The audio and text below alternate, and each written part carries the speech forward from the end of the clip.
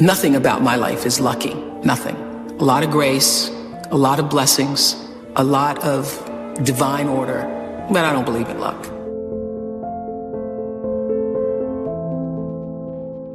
I remember when I started the school and I said to my beloved friend, Maya Angelou, I said, Maya, I'm just so proud that I was able to create the school. And I said, this is going to be my greatest legacy. And Maya said to me, you have no idea what your legacy will be, she said to me, because your legacy is every life you've touched. And that shifted the way I saw legacy or what you leave behind or what you do. Because Maya was explaining to me that, over all the years of watching your show, everybody who decided that they were going to go back to school or lose weight or no longer hit their children or get out of a bad marriage, all of those people who have seen and experienced your voice. And the same thing with everybody here. You have no idea what your legacy will be. Your legacy is every life that you've touched. And we like to think of it, I know you have done amazing things with your philanthropy. We like to think that these great philanthropic moments are the ones that leave the impact or will make the huge difference in the world. But it's really what you do every day. It's how you use your life to be a light to somebody else's, and it's how you use your work as an expression of your own art, whatever that is. I'm asking the bigger question of who am I? Who am I really? My answer is I am God's child.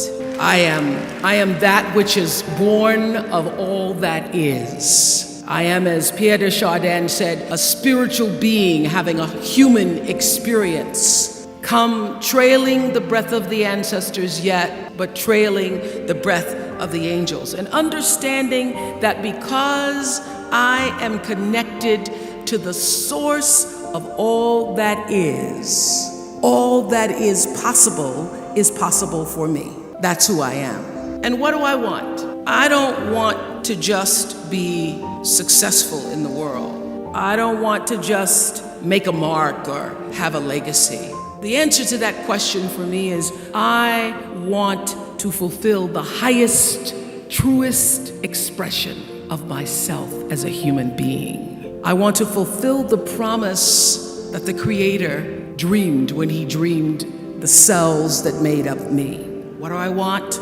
You must have some kind of vision for your life. Even if you don't know the plan, you have to have a direction in which you choose to go. There are no mistakes. There really aren't any, because you have a supreme destiny. When you're in your little mind, in your little personality mind, where you're not centered, where you really don't know who you are, that you come from something greater and bigger, that we really all are the same. When you don't know that, you get all flustered. You get stressed all the time, wanting something to be what it isn't. There is a supreme moment of destiny calling on your life. Your job is to feel that, to hear that, to know that. And sometimes when you're not listening, you get taken off track. You get in the wrong marriage, the wrong relationship, you take the wrong job. Yeah, but it's all leading to the same path. There are no wrong paths. There are none. There's no such thing as failure, really, because failure is just that thing trying to move you in another direction. So you get as much from your losses as you do from your victories, because the losses are there to wake you up. So when you understand that, you don't allow yourself to be completely thrown by a grade or by a circumstance, because your life is bigger than any one experience. And if I always ask people on Super Soul Sunday to tell me, what would you say to your younger self? Every person says in one form or another, I would have said, relax. It's gonna be okay. It really is gonna be okay. Because even if you're on a detour right now, and that's how you know, when you're not at ease with yourself, when you're feeling like, that is the cue that you need to be moving in another direction. Don't let yourself get all thrown off, continue to be thrown off course. When you're feeling off course, that's the key. How do I turn around? So when everybody was talking about, when I started this network, if I had only known, good Lord, how difficult it would be. The way through the challenge is to get still and ask yourself, what is the next right move? Not think about, I got all of this. What is the next right move? And then from that space, make the next right move and the next right move. And not to be overwhelmed by it, because you know your life is bigger than that one moment. You know you're not defined by what somebody says is a failure for you, because failure is just there to point you in a different direction. And what I know is that when you are excellent, you become unforgettable. People remember you. You stand out. Regardless of what it is, you become an unforgettable woman. And that is what we all want. We want to be unforgettable and not forgettable. So doing the right thing, even when nobody knows you're doing the right thing, will always bring the right thing to you. I promise you that. Why? Because the third law of motion is always at work. For every action, there's an equal and opposite reaction. That is so true in all of our lives. Everything you even try to do to me, already done to you.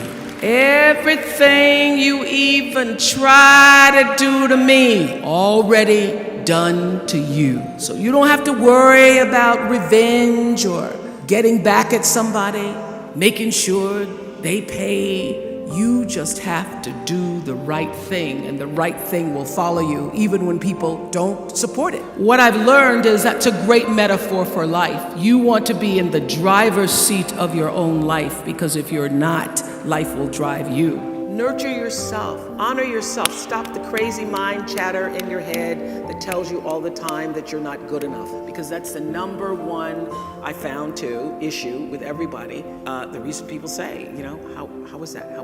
It's because you want to know, how do you measure up? Well, to know that you're just being here, however that sperm, bam, hit that egg, however that occurred for you, that your being here is such a miraculous thing, and that your real job is to honor that, And the sooner you figure that out, oh wow, I'm one of the lucky ones. I got to be here. So how do you continue to prepare yourself to live out the highest, fullest, truest expression of yourself?